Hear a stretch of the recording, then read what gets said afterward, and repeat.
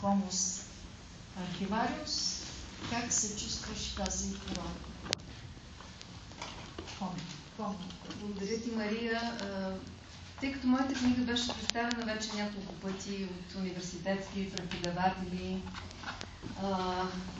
хора със самочувствие, като че ли всичко това, което до сега чух за книгата и което е написано или казано, Мария го е синтезирала по един много добър, минималистичен, бих казала, начин, за което наистина и благодаря. Защото наистина това са 11 книги, сериозно творчество има тази Зографова. Не е лесно да бъде представена, дори само последната ми книга, която наистина е писана, хайде не 30-25 години, да речем, или 27-8.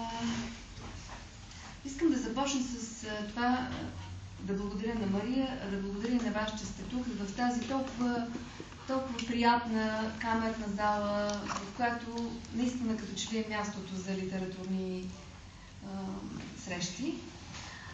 В този ден, в който някакси всичко притихна в един момент, не знам на дъжд или просто е такъв деня, но просто усещам, че наистина съм си дошла от дома, при приятели, при колеги, някои в буквалния смисъл на думата, като Георги, с когото сме музейни стари приятели, съратници. Преди години, когато за първи път дойдох в Панагюрище, където аз не съм живяла, тук само съм родена и рода ми по майчина линия произхожда от този прекрасен славен град. Боян Ангелов, нашия съгражданин и настоящ председател на Съюза на българските писатели, беше написал едно есе, което се казваше "Завръщането на една панагюрка". Това е много ефектно, но аз си дадох сметка, днеска си го мислех, когато пътувах насам, че аз всъщност никога не съм си отивала от Панагюрище, защото това е някаква обсесия за мен. Наистина, когато, с това отговарям и на първия въпрос, не съм го забравила, когато трябва да мислим дали има някаква символика в това, че съм родена на 11 май. Да, има, макар че когато майка ми ме е раждала, не се е празнувала 11 май, а 24-ти, и тя може би не е знаела, че това е толкова сакрална дата, обаче аз съм родена в 1 часа през нощта и тя е можела да ме запише и на 10-ти. Не го е направила във всеки случай, така че някакви дълбоки интуиции са сработили. Обаче другата, въобще аз считам, че имам две такива символични начала в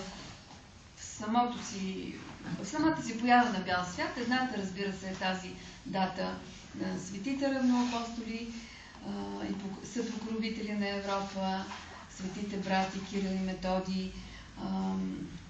И другата поричба, щастлива поричба, това е, според мен, че съм родена в Панагюрище, защото също имало някаква опция, някакъв вариант да бъда родена в Баня, да речем. Или в някое друго място, майка ми е казала не, в Панагюрище. Сега виждате, че в крайна сметка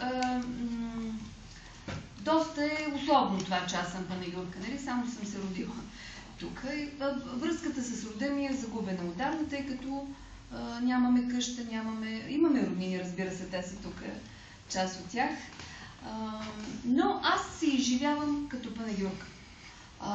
Защото това ми носи едно усещане за поданичество на едно от най-важните, най-съдбовните за нацията места.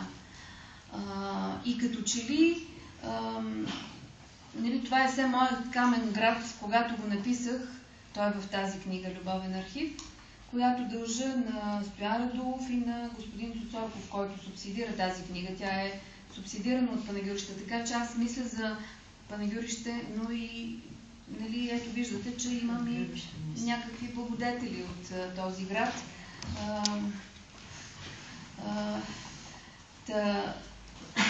Това есе много се хареса, но една моя много млада роднина, няма да кажа коя е тя, каза: това твоето митично Панагюрище, аз живея тук и тези неща не ги виждам, които ти си изобретила, цялата тази много дълбока митология.